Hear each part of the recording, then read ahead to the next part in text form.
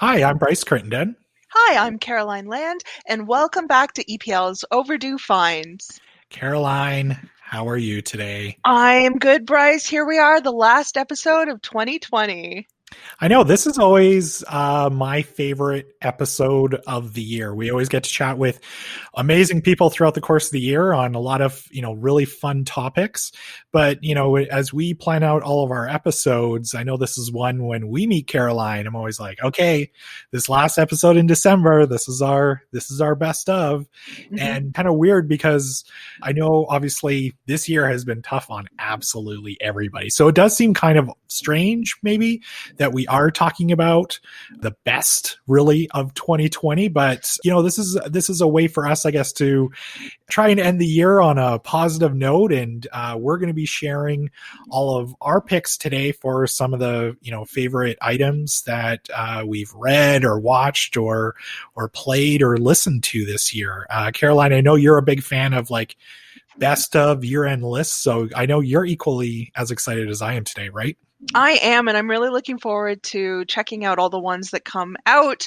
Usually in the period between Christmas and New Year's, the content has kind of flipped over to retrospectives, and it'll be interesting to see what that plays out as this year. But I love it. A list. There's always stuff that doesn't make the list, and you kind of feel for the authors or musicians or TV shows or whatever it is that maybe don't get that recognition, but it's always a good place to start because that choice can be overwhelming sometimes, especially when you have a collection as big as the Edmonton Public Libraries. And so having a list of where you might start to look back on 2020, I think I definitely appreciate having it.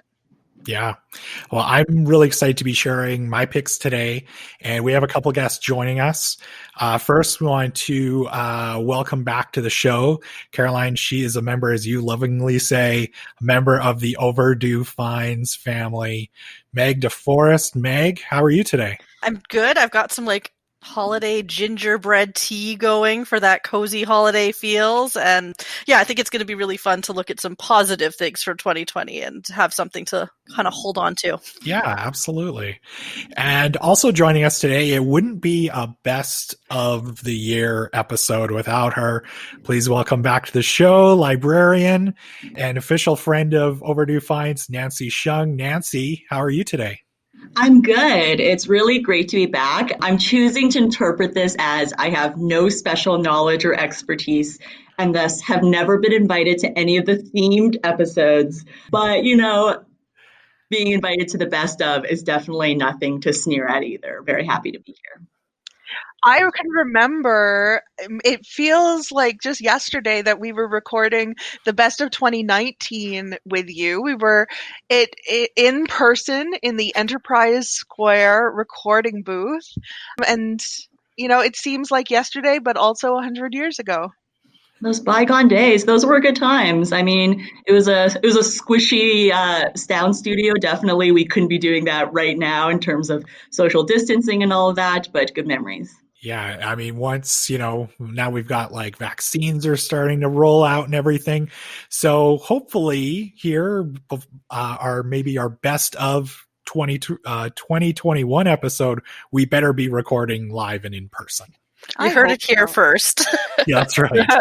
This is for when we make all of our predictions on the show. Yeah, breaking news. Exactly. So let's get right into it today. And it's funny because this, of course, is normally where we do our kind of overdue find segment. But really, today's episode is just going to be a big, really overdue find segment. Today, we're, of course, going to be sharing our favorite books, movies, music, video games, TV, possibly. So we have a big list to get through here today. So let's first start off with books. And Meg, what was your favorite book that came out here in 2020? Well, it wouldn't be a visit by me to the podcast if it wasn't a dystopian science fiction pick. I think people may have realized that's my jam by now. So my pick is Deal with the Devil by Kit Rocha.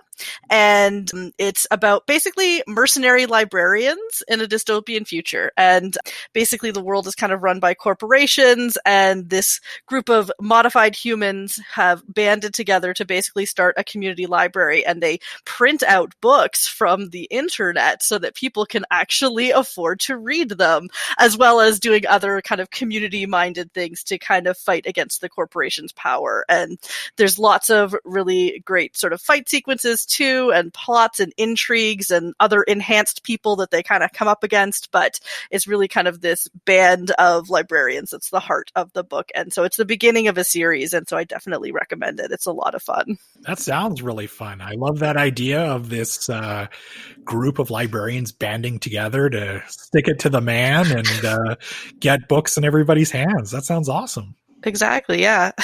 When you have a book that is the beginning of a series, do you get excited about the possibility of spending time in this world? Do you feel overwhelmed about this new reading commitment? How do you feel about series? I'm a big series reader. I love sort of getting to know characters over a long period of time and getting to know a world. Because I read this science fiction fantasy stuff, I really love that world building aspect. I think is really important for me as a reader. So I do like the fact that, this is a really cool and interesting world that's been set up in this book, and I'm really glad that I will get to go back to it in the future, and it's not just sort of a one-off. And I think people love that, and for some people they always want that new thing, but for me I like to kind of settle in and get to know it a little more. So with this being a new book then, did it come out in 2020 then? It did, yeah.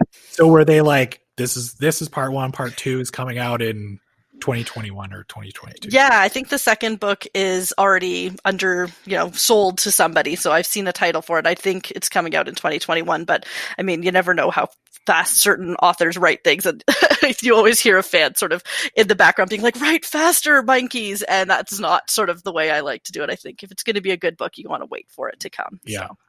Poor George R.R. Martin. I know. Nancy, how about you? What was a book that you can recommend from this year?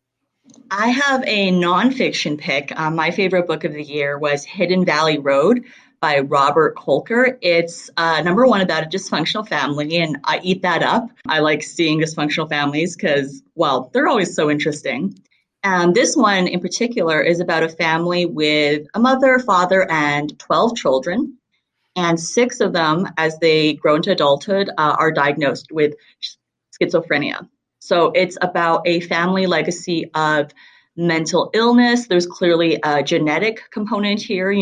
Literally half of your children being diagnosed with this one illness is pretty high ratio, but it's also the story of family and kind of the history of mental illness. Schizophrenia has often been thought of as kind of the worst of the worst, a ledge from which there is no return. And each of the different children kind of deals with it in their own way. And there's a lot of tragedy, but there's a lot of hope too. And it's just a really, really interesting book. I'm a big fan of these kind of medical history books that take a lens through a personal narrative following either a person or a family. So that's Hidden Valley Road by Robert Kolker. Nice. That sounds really good. And I have to actually quickly mention, last year on our best of episode, you recommended a book. I try and remember the name of it. It was about a mortician. And my cat will eat my face or something. My cat. Like that. No, Yes. The cat will eat my eyeballs? My eyeballs. Not your whole face, just your eyeballs. That's the best part. Will my cat eat my eyeballs? Will my cat. Yes. I think that was it. I jumped ahead already because the answer is yes. So, yes, your cat will eat your eyeballs. We all learned a lot that day. I remember that. Yeah. Yeah. I was going to mention though that after we recorded that episode, I was still Christmas shopping for Cheryl and ended up getting her that book, and she ended up absolutely loving it. So thank you for the recommendation. Amazing. Yeah, and that other book too sounds really great. And like you said, I love too that there's that story of hope within it, especially, if it is such a serious topic about, mental illness and schizophrenia. So it sounds like a really good read, especially for this year. Yeah, and Cheryl, if you're listening, maybe you'll be getting it for Christmas. We'll see. Don't listen to the podcast, Cheryl, not till after Christmas. That's right. It's a really breezy read too. Like, it's not very dense. I read it in one night. It was so gripping, but it's not, you think of like, oh, it's a medical kind of history book. It's going to be, dull and boring and dense, but it's not. Caroline, I'm excited. What was your favorite read this year? My book for today, I'm going to talk about They Said This Would Be Fun: Race, Campus Life, and Growing Up by Eternity Martis. It came out in March of this year and kind of, I think, got overshadowed a little bit by the whole pandemic. But as conversations evolved around race and the experience of Canadians and people internationally, about particularly in terms of systems or institutions, this book became, increasingly part of what is needed to have these discussions. The experience of one person who went to university in a very similar way that I did, but had a very different experience. And reading it when she's describing, Frosh Week at the beginning, talking about having like a mid-level Canadian band playing at there. And I was like, hey, I remember when Sloan came, like I had that too. But then where it diverges off in the experience that she had and just what that means for her, but then also in a larger picture. I also have to say, we all know you can't judge a book by its cover. This one has a particularly great cover. It's really eye-catching. It's an orange background with then like red solo cups on it, and then the title of They Said This Would Be Fun. And I really encourage people to check it out and to check out other writers who are discussing their experiences, bringing forward their voices, and learning more. And we can learn more about experiences we haven't had. Yeah, that's such an important message, especially for, this year with, a lot of stuff that's happened with like the Black Lives Matter movement and just everything else that's been going on.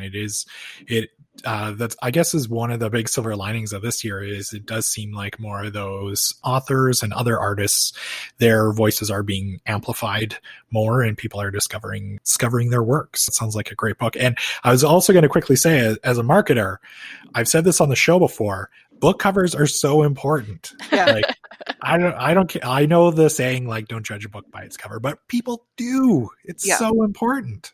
Yeah, it is. I mean, we could probably do a whole episode about judging books by their covers. And it's a bad cover doesn't mean anything about the content, but a good cover can be so enticing and it can really elevate the whole packaging of it. It was the cover that really drew me to this book, and I'm glad that it did.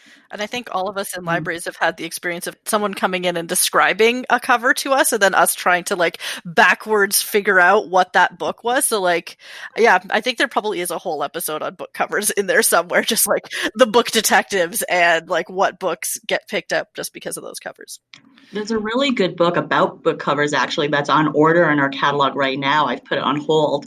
It's called Look of the Book: Jackets, Covers, and Art at the Edges of Literature by Peter Mendelsund. So if you want to read about book covers and their design, I think that's a really interesting looking book. Yeah, I will be putting that on hold because book as object is just such an interesting topic to me. So maybe we'll see if I get my fill of that from this book, maybe we won't have to go into it. Otherwise, I'll just bring it onto the podcast. Yeah.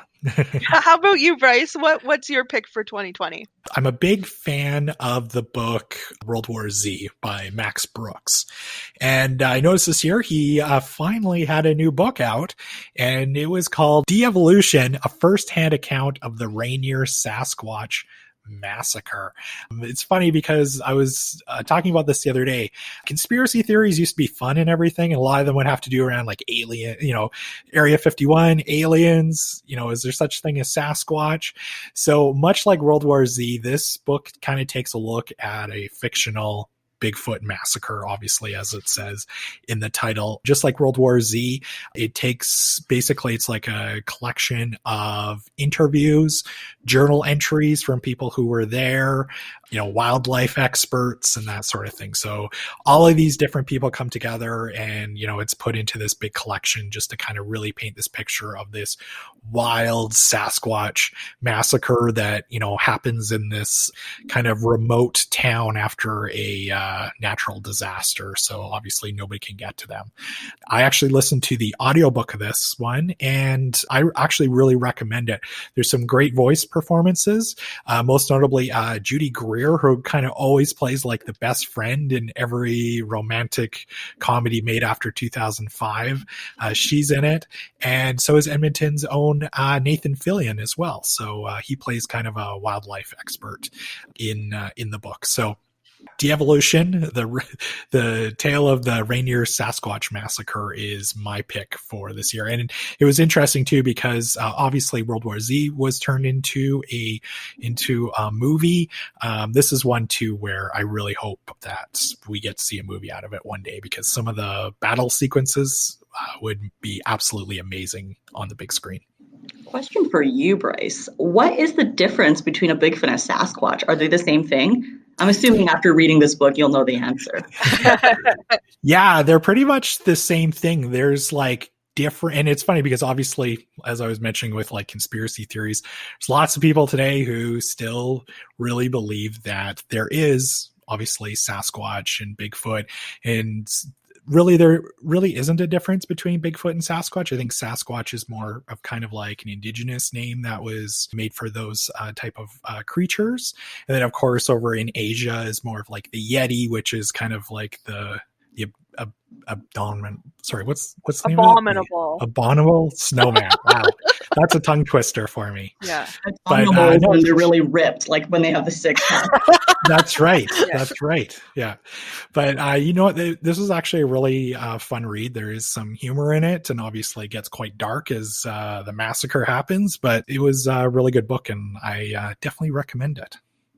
There was some great new music that came out this year from artists such as Taylor Swift, The Weeknd, and Lady Gaga. What was your favorite song or album that was released in 2020? Nancy, let's start with you. I gave this question a lot of thought, and I don't know that it's my favorite and that I understand all of it, but I listened to this album on repeat because I found it so weird. And it was Fiona Apple's Fetch the Bolt Cutters. After listening to it several times, I think I can say it's a masterpiece, but it's definitely, she flouts traditional pop conventions.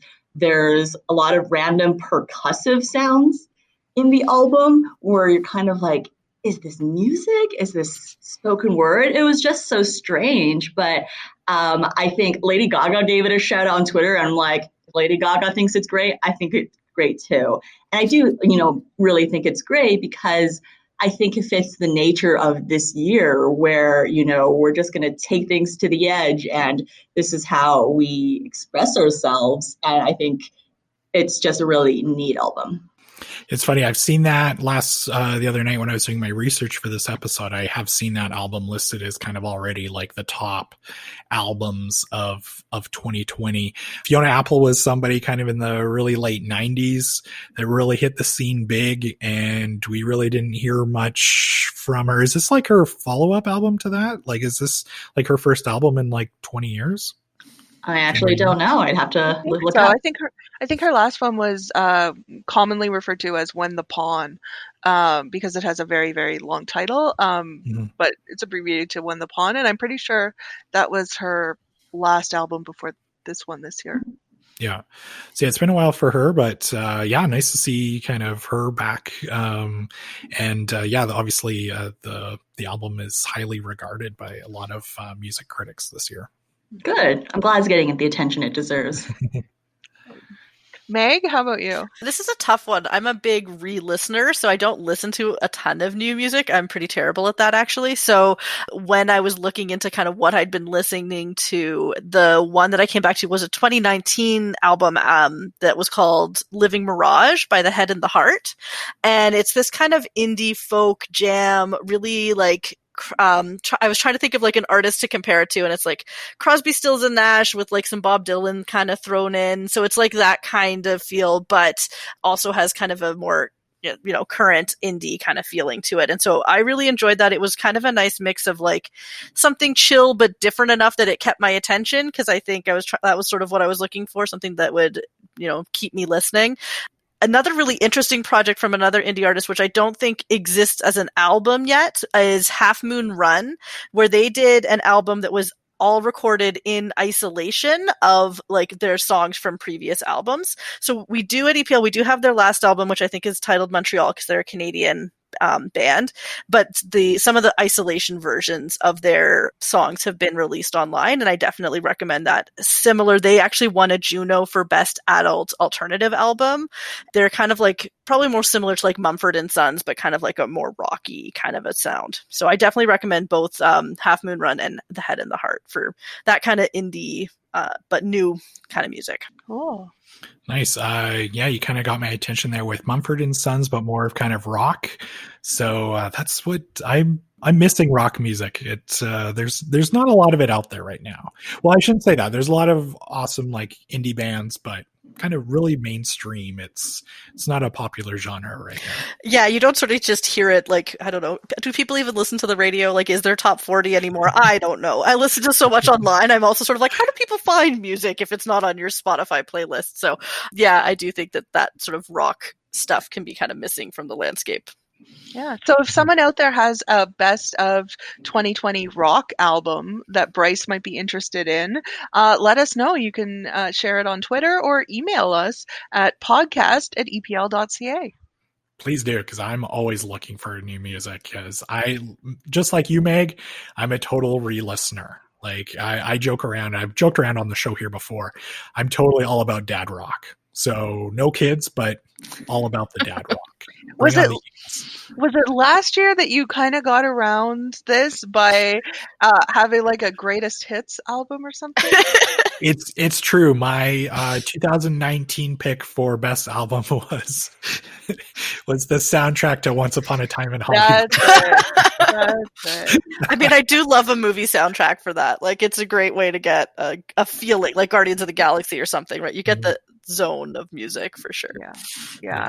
So what is your 2020 pick, Bryce? I actually have new music this year that was released. It's not a compilation. There's no reissues or anything like that.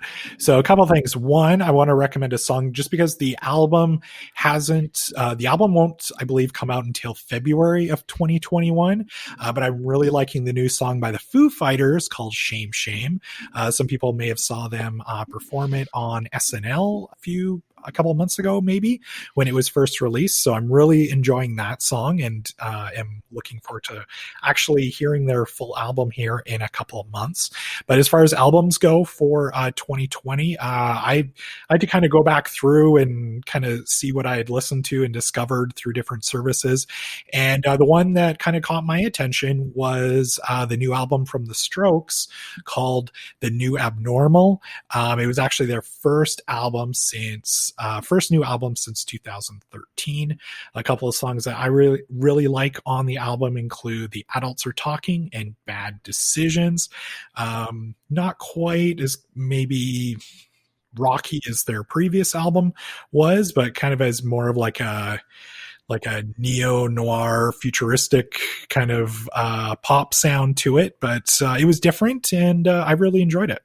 I like that neo-noir future. Yeah, I'm getting ready to play Cyberpunk tomorrow, so I'm just kind of trying to get into that mood. So, Caroline, how about you? What really caught your ear this year? So this year, I want to talk about the Edmonton-based, but now living in Toronto and splitting her time, some kind of inter-Canada arrangement, musician Kaylee Thomas and her EP, How Else Can I Tell You? This one, when I first played it and I heard the first song on it, which is called Two Minds, the first line is, "It's gonna take a long time. You should have started earlier." And I was like, I am being called out. I'm seen.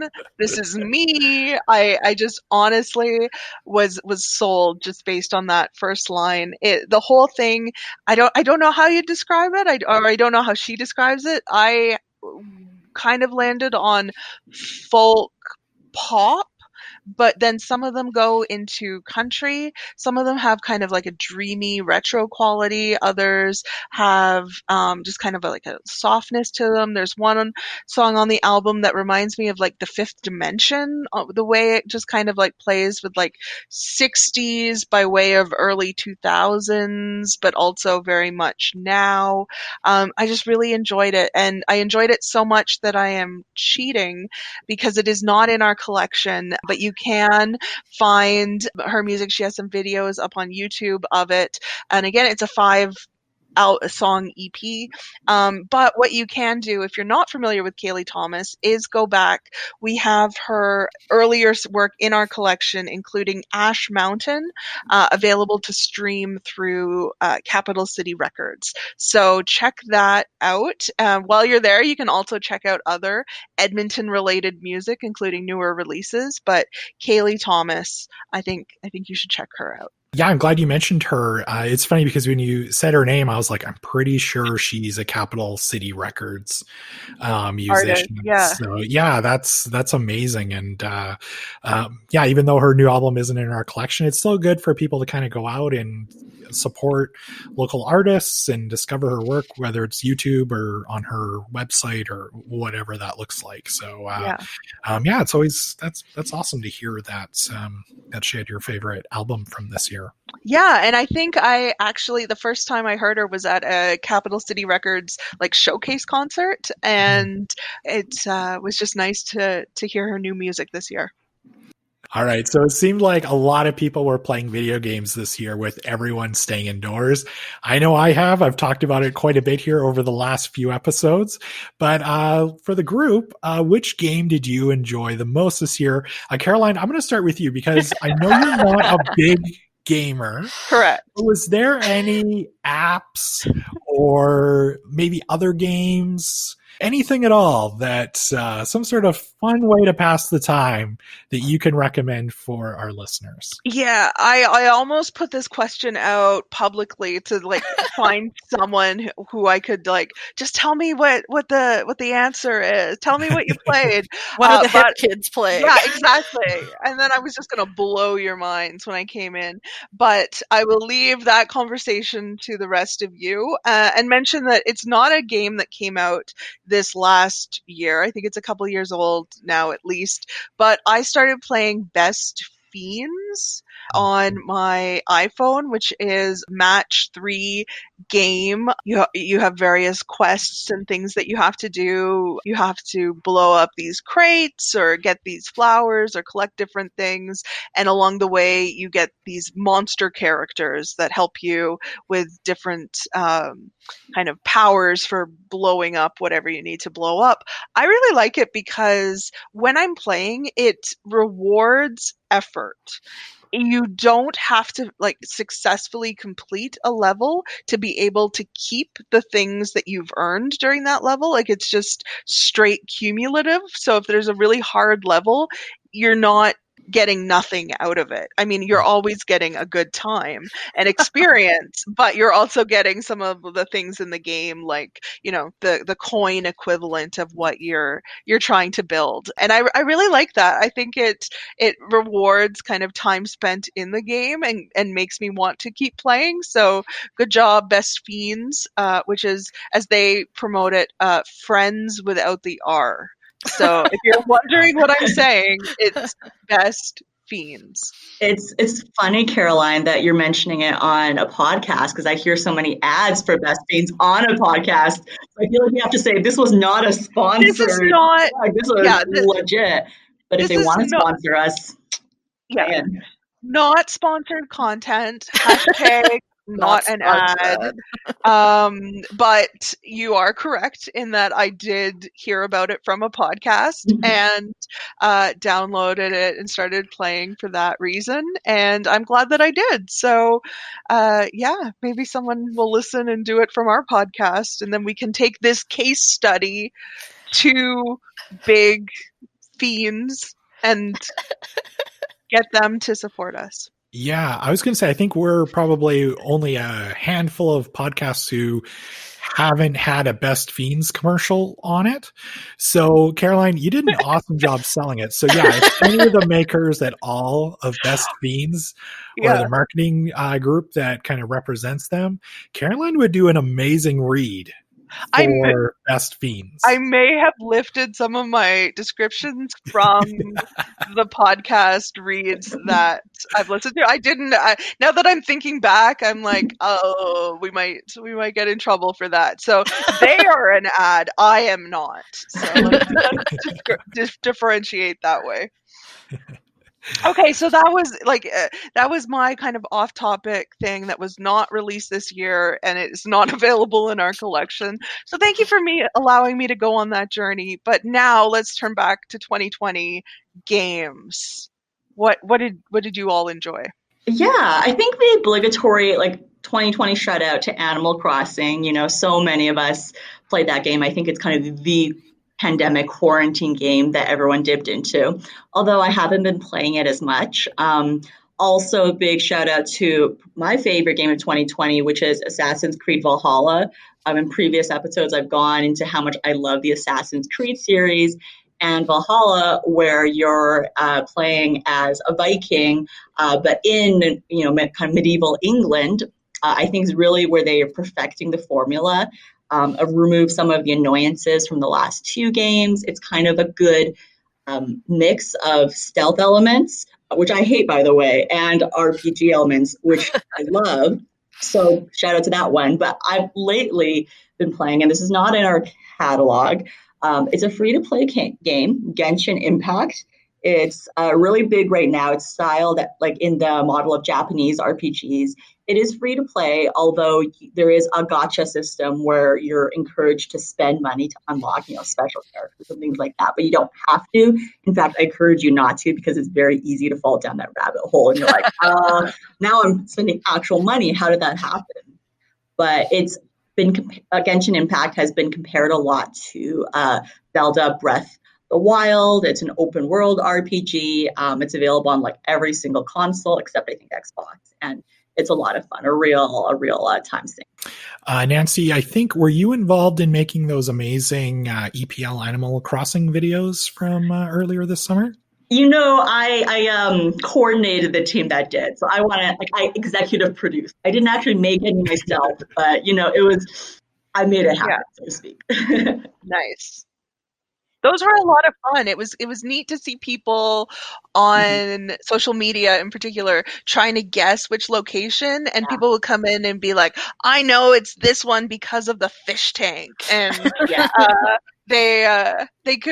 some of them really looked like it. Yeah, I think people really like them, and I hope to maybe even do some more in the future. Meg, how about you? What have you been playing? Well, it's probably a bit of a cheat too, because it technically didn't come out in 2020, but I am a giant Sims fan, and expansion packs are coming out all the time. So technically I bought this game in 2020. But yeah, I think similar feeling to Animal Crossing. Hanging out with crowds and no masks. It was, the hot trend of video gaming in 2020. And so, a lot of fun. I'm not necessarily a big builder, although I know lots of people who play it who love to just build houses and buildings. But I'm much more of a family play kind of person. But really good. And just actually this week, some really good news that the Sims team have updated the skin tones in the game, because it's been a really big concern from a lot of players that there wasn't a lot of accuracy in, you couldn't make yourself unless you were kind of a white North American person of European descent. And so they really have tried to make an effort to improve that. And so a new update just came out last week. It'll be a couple weeks by the time the podcast comes out, but it's really done a good job of sort of trying to make that a more open play experience for kind of everybody who wants to pick it up. I'm a big Sims fan too, Meg. Yeah.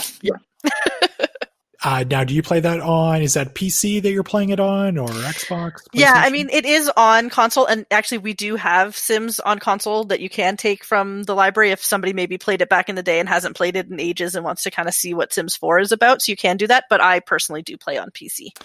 So no big surprise with my pick. It's a game I've talked about already on the podcast, but Nancy, it's funny because you mentioned that, Animal Crossing was kind of like the pandemic game. And obviously, there's different games for different tastes. I was kind of on the opposite end of the video game spectrum with mine. And that was, my big pandemic game was Call of Duty Warzone.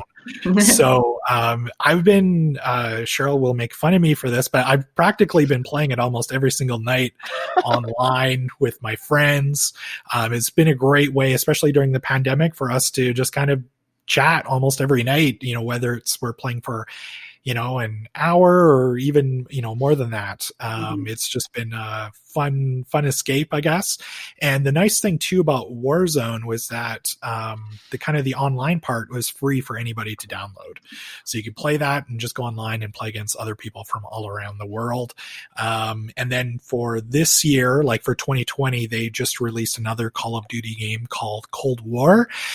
So it's a whole other campaign. What I like about it is set in kind of the early 80s. It's kind of the height of Cold War tensions. So I just did a mission the other night in Moscow, and there was one, a flashback to the Vietnam War, which was really fun. So, and then also too, they're actually starting next week, they're going to be kind of combining the online elements of Warzone and Cold War. So I'm really looking forward to that, and it's a game that I'm going to probably continue to play here over the next year until, and I mean, we're recording this on December 9th. Cyberpunk 2077 comes out tomorrow.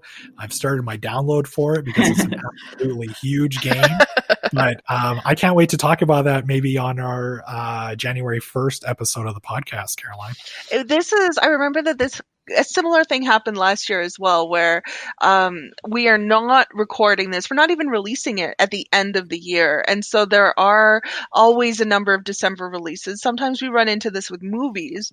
This year's a little bit different, but a lot of like the prestigious, the movies with the pedigree of directors and actors and best picture winners and all of that come out in December. And so we're kind of talking, I almost wanted to do like a best of 2019 revisited or adjusted for December in there. So, but I look forward to hearing about Cyberpunk 2077. Yeah. Okay. Yeah. Clear. Yeah. Maybe that's a podcast theme sometime, like the best of Decembers of a bunch of years, like the things that got left off best of lists because they came out too close to the end of the year. Yeah. Oh yeah, the big one last year for us, I think, was Knives Out and Parasite. Yeah. I mean, I think we recorded the podcast just before I saw Knives Out, and then I had seen it like 3 times before January. So, yeah, and Parasite for sure. Not talking about that one in our best of 2019 movies was an oversight for sure. But we do what we can. We do the best we can with what we have. That's right. The theme of 2020. Yeah, it's so true. And speaking of that, there were a lot of big movies that were delayed this year because of the pandemic, but there were still some releases. I think movie releases have expanded now to include the streaming and video on demand and all of the streaming services. What was your favorite movie or TV series that you were able to watch this year? Meg, how about you? So this one is definitely not available in our catalog yet, which I think is going to be the problem with a lot of these. But I loved Bill and Ted 3 Face the Music, which came out on rental, sort of. Like you rented it for like a 2-day period in the fall. And basically the premise is that, the future came and told them they were going to save the world with their music, and it's 2020 and they haven't, and it's kind of becoming a problem. And so the future comes and sort of says, well, you got to do it, or we're going to have to basically destroy you because the paradox of time travel, as we've sort of talked about on the podcast before, the paradoxes of time travel are going to come for you. And so it's actually, but that's sort of the premise, but it's really actually, I think, kind of a sweet family movie because it's really about their daughters and they sort of are trying to save their dads. And anyway, it was just a lot of fun. And as somebody who sort of grew up and was a big fan of the first two movies when I was younger, strange things afoot at the Circle K is like a catchphrase with me and my friends because like it's just such a key part of like our lives. So it was really fun to sort of see Keanu Reeves and Bill Winters come back and do that as themselves at their age now. And like, who would those characters be as 50-year-old men? I will say I just double checked while you were talking. Bill and Ted Face the Music available through Hoopla. Nice. I didn't even think that would happen. That's awesome. Yeah. I was like, I think I know. I have seen this. I was just going to say I watched it like 2 weeks ago on Hoopla, so I'm glad you mentioned it. I'm glad it's available to everyone then. Yeah, I think there were like a lot of years, but particularly this one, there's kind of something nice about revisiting characters. I'm not the hugest fan of it. I like original stories, but then I also like the epic world building ones as well. So I guess I like it all. But this year there was that comfort piece. I think that it was just good to have something that was a little bit familiar, but also new. This was a year I actually really got into The Expanse as a television show. People have been recommending it to me for a while, saying it's like a sci-fi Game of Thrones. And I started watching it and I really like it. So essentially it's set in a future where you have Earth, Mars, and the space colonies as these three separate powers that are vying for control. And it's very much political intrigue with these cutthroat, ruthless characters, but at the same time, people are just trying to do right by, their people and their faction. The 5th season drops at the end of this month, so I'm really, really excited because it was canceled, but then it was picked up again by a different network, I suppose. So The Expanse, and it's also based on a series of books, which I'm told is quite good. I haven't read them yet, but I know a lot of friends who are fans of both the TV show and the books. What network is that on, or what streaming service? The new seasons, I believe, are on Amazon, but the previous ones were on Sci-Fi, and we have them on DVD. Yeah, I've heard the title. I'm not familiar at all with the series, but I didn't realize that it had been running that long. And I love hearing those stories though, where a show gets canceled and the fans are just like, no, like they rise up and they're like, you guys don't know what you're doing. And I love hearing those tales from the entertainment industry. Yeah, I'm told that like the 5th season, which is an adaptation of one of the books, is like going to have a big dramatic thing. And I said, like, does the entire planet blow up? My friend said, wait and see. So now I'm like, it's going to blow up. Like, I honestly don't know. So no spoilers, but I'm just waiting. Yeah. How about you, Bryce? What, I'm sure that you had a big list of things to narrow down, even with a reduced 2020. Yeah, it was, there was a lot of stuff I wanted to see this year. I know has been pushed back, and it's kind of the same with everybody. One movie I want to give a quick shout out to. I was one of the few people who went out to the movie theaters before they were closed down again. I probably went and saw like 5 or 6 movies. But the one movie, and it's not in our collection yet, I imagine it will be in early 2021. It's a Canadian movie. It's independent. It's called The Kid Detective. And it stars Adam Brody. And this was probably my favorite movie of this year. And it's funny because if you had asked me at the beginning of 2020 and you'd say to me, this is going to be your favorite movie, there's no way I would have believed you. But I guess that's the nice thing with a lot of these movies being delayed is did give me a chance to kind of go out to the theater and see some smaller Canadian movies that I might not have seen on the big screen at all. So like this one, Possessor is another one too that is actually in our collection, I think, or is maybe on order. But Kid Detective is really good. Basically, it's about Adam Brody plays a private eye. But what's funny is it takes place in a small town where, you know, as a 12-year-old, he started this kind of kid detective agency and he solved this big case and he kind of became a little bit of a national celebrity as a kid. So of course he's grown up and he's still trying to solve these mysteries around the town, but he's totally like washed up and drinks too much and his life is kind of out of just all over the place. But it's really dark comedy. It's does get quite serious and heavy at some points, but it was also, you know, really funny. And when it is available on, obviously in our collection on DVD, I can't recommend it enough. I'll probably mention it again on the show once we do have it on DVD because it's a Canadian film and it's something that I think a lot of people, well, I know a lot of people overlooked, but once it's out, I think I'm going to call it, I think it will have a pretty big cult following once people watch it. Now, I have several follow-up questions, but I will start with, did you read Encyclopedia Brown as a child? No, I didn't. I'm familiar with it, but I did not read it. No. Well, what about Nancy, Meg? Oh, yeah. Yeah, agreed. Okay. So the three of us can start our Encyclopedia Brown podcast. Yeah. There is one, I think, already.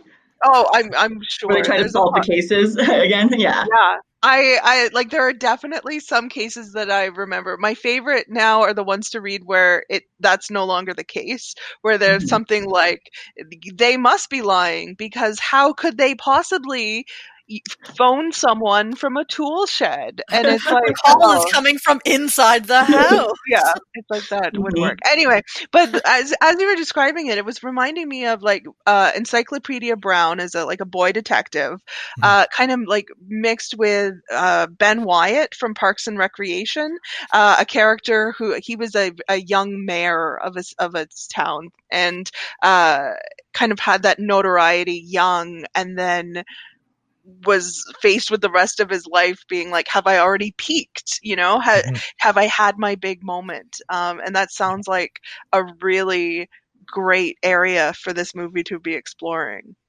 That's exactly it. Maybe there could be a spin-off where all these child detectives grow up. Nancy Drew, the Hardy Boys, Encyclopedia Brown, and there's just like this crossover where they're all, you know, middle-aged and in unhappy marriages and unhappy jobs. But then a big case comes up. Yeah, and just when they thought they were out, it pulled them back in. Yeah. For something in our collection, though, I just give a really quick shout out. My favorite thing I've watched that nothing made me laugh as hard as this was season 10 of Curb Your Enthusiasm. We have the DVD of that season in our collection. Basically, Larry opens up a spite coffee shop to oppose Mocha Joe. If anybody knows the series, they'll find that hilarious. So, yeah, season 10 of Curb Your Enthusiasm was my favorite show this year. Caroline, how about you? I know, you know, a lot of those kind of bigger movies were delayed, and I know you were also kind of watching some older movies, but did you have a chance to watch any newer movies this past year? I did. And so my first shout out is to one that I've mentioned on the podcast in the past, which was Miss Juneteenth, a movie about a mother and daughter who are getting the daughter ready to participate in the Miss Juneteenth pageant, available through Canopy for streaming. And that's one I think people should check out. My pick for 2020 was not one that I thought going into 2020 would have thought would be the one I'm sharing, but it's Birds of Prey. The Harley Quinn movie with Margot Robbie that came out in like sometime in the first quarter of the year. I think I watched it in February, like Valentine's Day-ish. I knew nothing about it. I have this tendency to like kind of avoid major franchises and then dip in at some totally random point. So I haven't seen any of the other Justice League esque movies that the character was featured in, that Margot Robbie has been in. I know very little about the character of Harley Quinn, so I was just kind of like, this looks like fun, and it was. And I mean, if pressed, I can't really tell you how much of this is purely about the movie and how much of this is looking back at a time when I was like in a movie theater with some popcorn, having fun, really enjoying it, and just having a good time. I think when I look back on it, it has that lens that I'm looking through now. But I also don't want to sell the movie short because I enjoyed it. It was fun. These characters were really interesting, and I knew very little about them. So I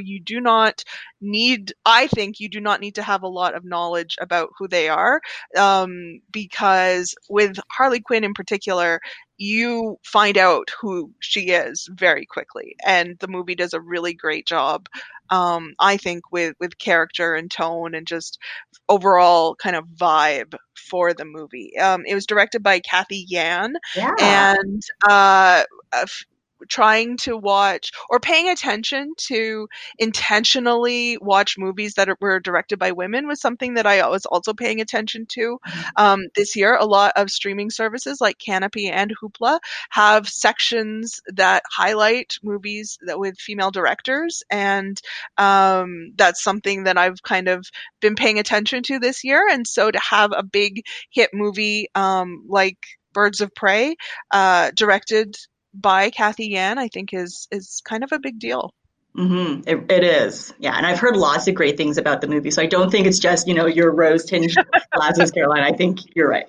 I also don't know. I know too with some of these like more famous characters or characters that people have spent a lot of time with. There are always a lot of opinions about whether or not they do the character justice. Is it a good movie? Is it too mainstream and doesn't capture all of this? So I'm sure that I am wading into a whole pile of controversy by just kind of going, I liked it. And that's all right. Like that's the thing with those movies. Like they're just there to entertain. And I think sometimes with some of those big franchises, like the Marvel movies and Star Wars, especially, just some of the criticism over the last few years with some of those movies has just been stupid. People get into way too many details about them, or else some of the movies too, it's almost, they're kind of made like you have to be like a hardcore fan of the series to really kind of either understand the movie or fully enjoy it. But yeah, it's funny because obviously I've seen all of kind of the DC movies and Suicide Squad leading up to this movie. Yeah. And yeah, it's just a fun movie. And like you said, anybody, you don't have to have watched every single DC movie to go into it and look for connections or anything. It's just a really, really fun movie. Mm-hmm.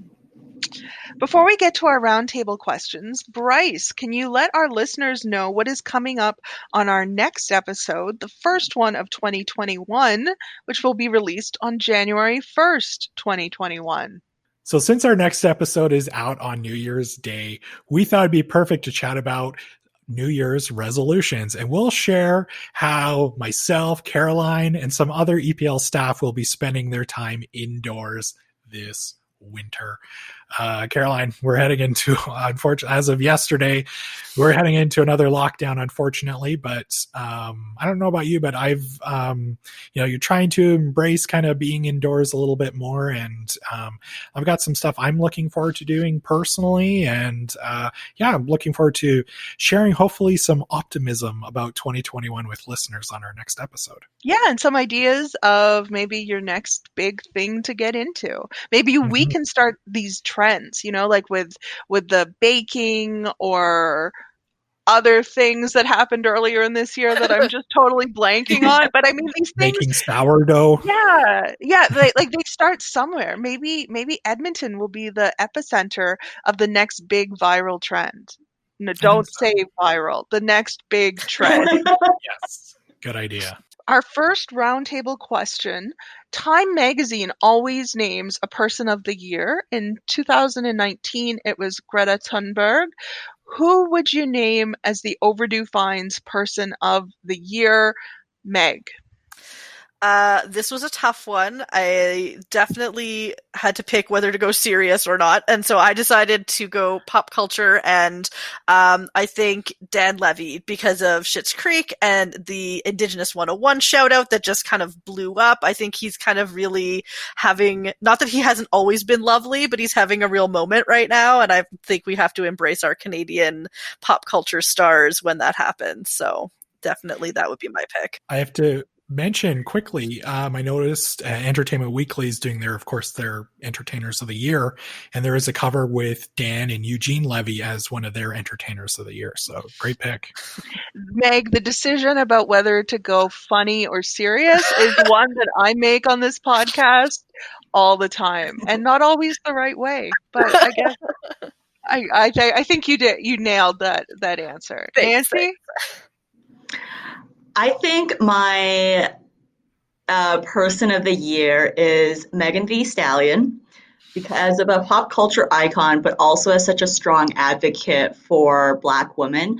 She had this amazing piece on the New York Times, calling attention to the lives and experiences of Black women. And I think in a year where, we need their stories more than ever, we need to shut up and listen. I think that was very powerful. And so great entertainer, Megan Thee Stallion, but also, an activist for a really powerful cause. Good. Bryce? I struggled with this one too. It's funny because I came up with the question, and of course I stumped myself. That's always the worst, right? Like when you come up with a question, and then you're like, "Oh no, why did I do this?" So I was kind of toying between either serious or pop culture related. I went serious with this one, just because it has been a little bit of a challenging year.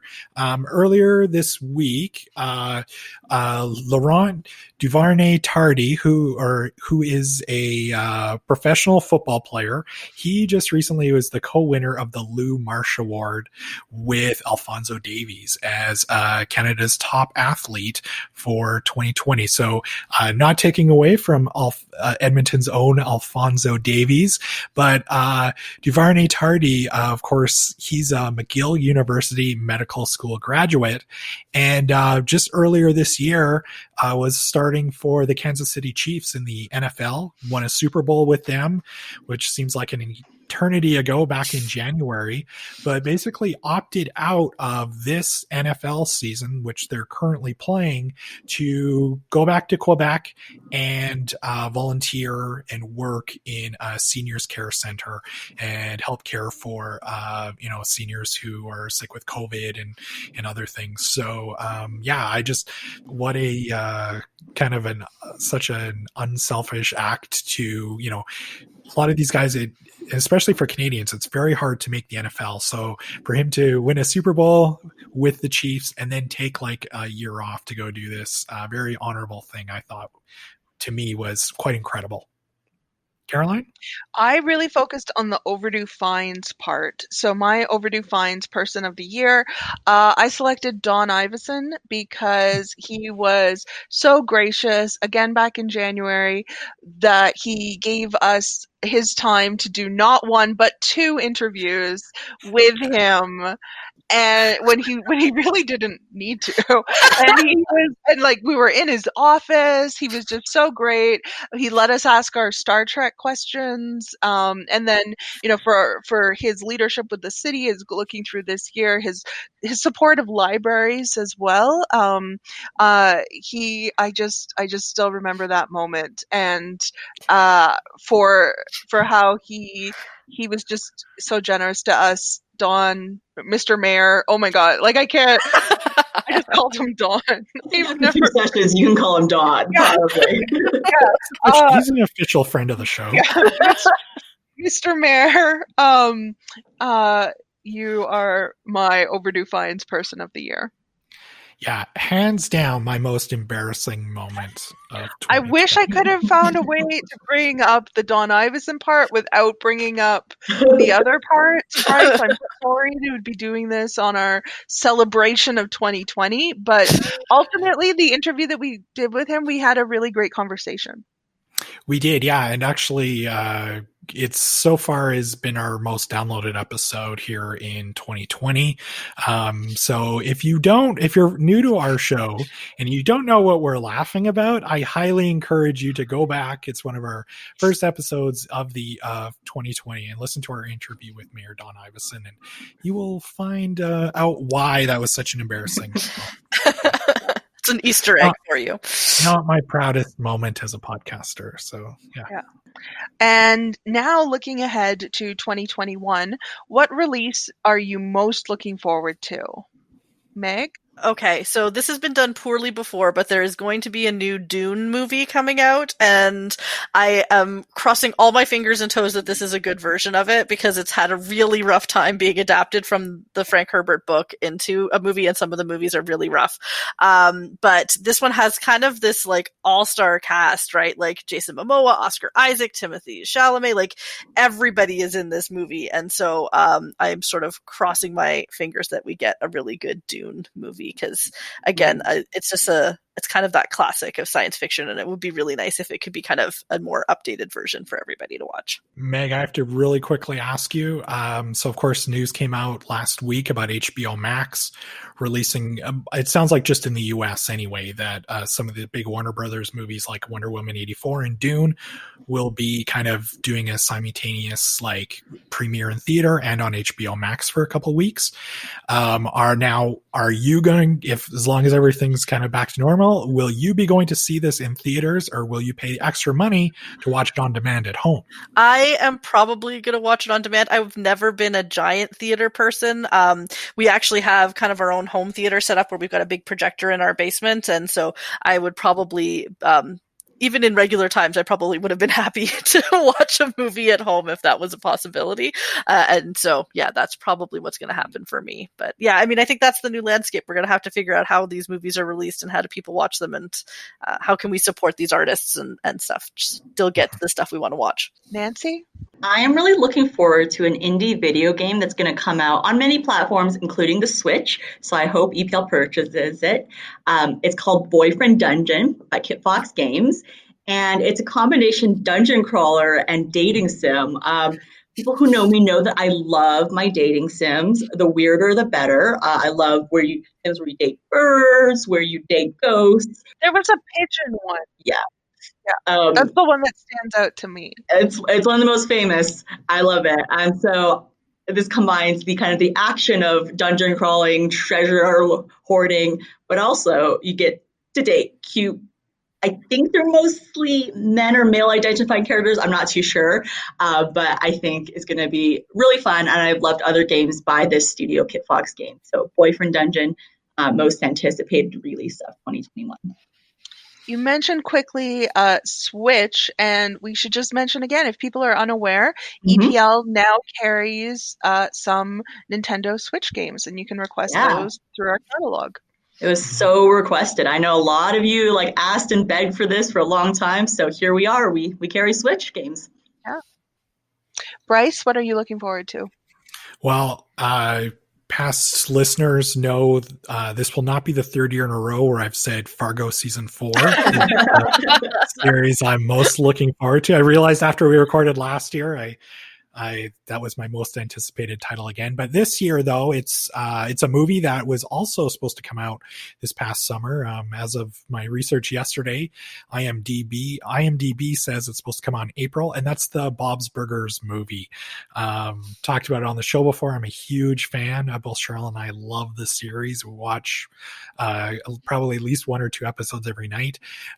So yeah, I don't know much about the movie. I think it involves around Louise getting her bunny ears, maybe, but that's all I've heard about it. I don't know if it's going to be released on Disney Plus first or in theaters, but either way, I'm really excited to watch the Bob's Burgers movie.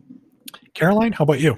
I am really looking forward to a series that's going to be coming out on Disney Plus, and that is WandaVision. And my excitement for this is kind of surprising to me because as characters, I don't really care about Wanda or Vision, but together, I'm really excited to see where this goes. It's Wanda and Vision being two characters from the MCU or Marvel Cinematic Universe. This is one of a number of upcoming MCU offshoot series. And if the rumors are true, the way that kind of WandaVision progresses may lead into connections with the upcoming Doctor Strange movie as well as Spider-Man 3, and probably others. I think the Loki one, once they get into that area, the Loki series might tie into it as well. So I am curious to see how it goes. The ads for it feature a lot of like playing with like sitcom tropes of a kind of a sitcom type perfect family, and I enjoy that. I love meta TV stuff, but then seeing where it goes, this should be interesting, and I'm hoping we can see what these connections will be to some of the upcoming movies. Yeah, there's lots of Leave It to Beaver vibes from ads. It does look fun. Yeah. So unfortunately, we're all out of time on today's episode. Thank you so much for joining us today, Nancy. Is there anything coming up at EPL that you think people should check out? I think this is a good time to remind people that we have virtual programs going on. So if you haven't participated in any of them, check out our website, epl.ca. We have programs ongoing to the end of December, and we'll kick up again in January. And Meg, I understand that there will be a few more sessions in the popular Sustainable Kitchen series in early 2021. What can people look forward to baking?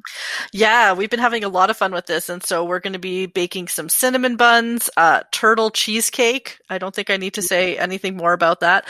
And so the sessions are now on our website, and even if it's a wait list, do put your name on it. We try to get as many people in from the wait list as we can, so don't be discouraged about that. We hope you've enjoyed today's episode. Make sure that you're subscribed to the show so that you get all of our new episodes. Please also leave us a review on iTunes. And most importantly, you can tell a friend about the show. Yeah, don't forget that we'll have a link to everything that we talked about in today's show notes. Of course, we would love to hear from our listeners. So if there's a certain topic that you'd love us to cover in 2021, or just kind of some feedback on the show, you can reach us on Twitter at epl.ca or email us at podcast@epl.ca. And don't forget that you can share your thoughts about the show by using the hashtag EPL Overdue Finds. Don't forget, we will also have our yearly top overdue finds list. It'll be a blog, so it'll feature picks by me, Caroline, pretty much everybody on the show today. We'll be sharing with you some of our other favorite titles that you can borrow from us here at EPL. So thank you for listening, and we'll see you next time.